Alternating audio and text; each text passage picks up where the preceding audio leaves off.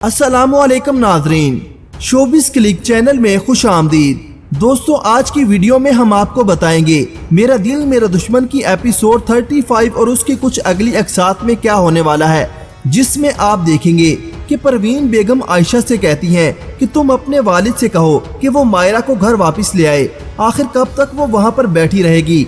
आयशा जफर से मायरा को लाने का कहती है, जिसके बाद जफर मायरा को लेने उसके मेके जाता है, जहां पर शहीना उससे पैसों की बात करती है कि मायरा की वालदा के इलाज के लिए पैसे दे दें, आप लोगों का भी हक बनता है। इस पर जफर गुस्से में शहीना से कहता है कि इंसान को इतना भी लालची नहीं होना चाहिए कि अपने फराइज ही भूल जाए, पता नहीं किस किस्म का खानदान है। इस पर शहीना गुस्से में कहती है, आपका किस किस्म का खानदान है जहां पर बीवियां खरीदी जाती हैं? बताइए, आपने भी मायरा से शादी के बदले 10 लाख रुपए दिए थे और लालची आप हमें कह रहे हैं। इसके बाद जफर मायरा को लेकर घर चला जाता है।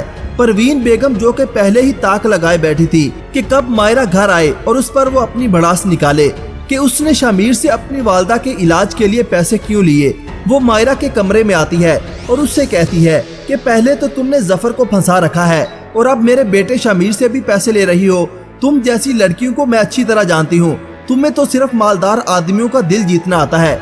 इतने में पीछे से जफर आ जाता है और वो गुस्से में परवीन से कहता है कि आप मायरा से कैसी बातें कर रही हैं, ये लावारिस नहीं है कि आप इससे कुछ भी कहती फिरें।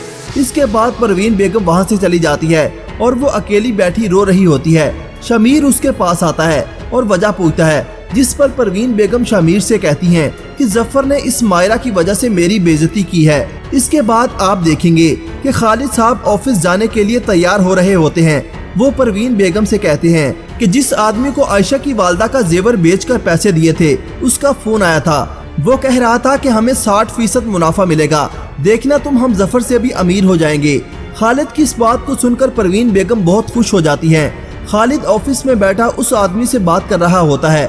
जफर पीछे से आ जाता है और वो खालिद साहब की सारी बातें सुन लेता है और घर आकर फाइलें निकाल कर बैठ जाता है कि खालिद साहब ने कब और कितने पैसे अकाउंट से निकाले हैं।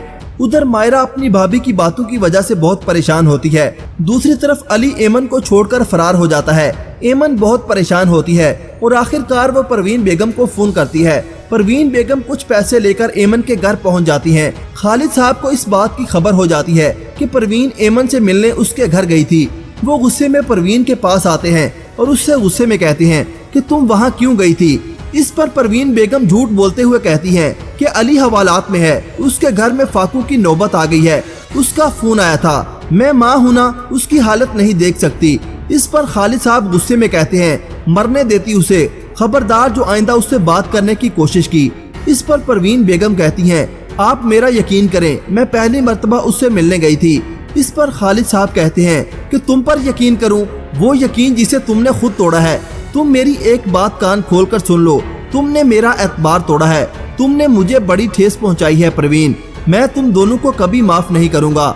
आयशा और शमीर साथ बैठे बातें कर रहे होते हैं। परवीन बेगम शमीर के पास आकर कहती है कि क्या तुम हर वक्त इसके पास बैठे रहते हो, चलो जाओ, तुम्हें अब्बू बुला रहे हैं। शमीर जब अपने वालिद के पास जाता है तो परवीन बेगम शमीर से कहती है कि अब ये चौंचले बंद करो और जफर के साथ फैक्ट्री जाया करो और कारोबार में से अपना हिस्सा मांगो। परवीन की इस बात को सुनकर शमीर को गुस्सा आता है। वो अपनी वालदा से कहता है कि अम्मी, मैंने दौलत के लालच में शादी नहीं की। आगे आप देखेंगे कि शमीर एमन के घर पहुंच जाता है। अली फरार हो चुका होता है, इसलिए वो एमन को घर ले आता है। खालिद साहब एमन पर शदीद गुस्सा होते हैं। जब वो घर आते हैं तो एमन अपने कमरे में होती है। परवीन बेगम, जफर और मायरा बैठे होते हैं। खालिद गुस्से में परवीन बेगम से कहते हैं कि मुझे ये बताओ कि अली कहाँ है, जिस पर परवीन बेगम कोई जवाब नहीं देती। इस पर खालिद साहब गुस्से में उससे कहते हैं कि तुम क्या समझती हो कि तुम नहीं बताओगी तो हम वहाँ पहुँच नहीं पाएंगे। ये कहकर वो जफर से कहते हैं कि चलो जफर।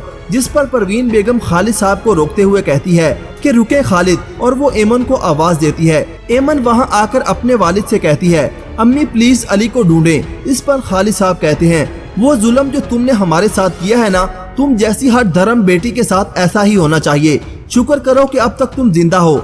इस पर परवीन बेगम कहती हैं कि खालिद, अगर तुम अली को ढूंढ भी लोगे तो कोई फायदा नहीं होगा। इस पर खालिद साहब कहते हैं कि क्या मतलब। इस पर परवीन कहती है, हम चाहकर भी उसकी तलाक नहीं करवा सकते। इस पर खालिद साहब उससे कहते हैं कि क्या बकवास कर रही हो तुम, मैं देखता हूँ कौन रोकता है मुझे। इस पर परवीन कहती है कि ऐमन माँ बनने वाली है। परवीन की इस बात को सुनकर खालिद हैरान रह जाता है।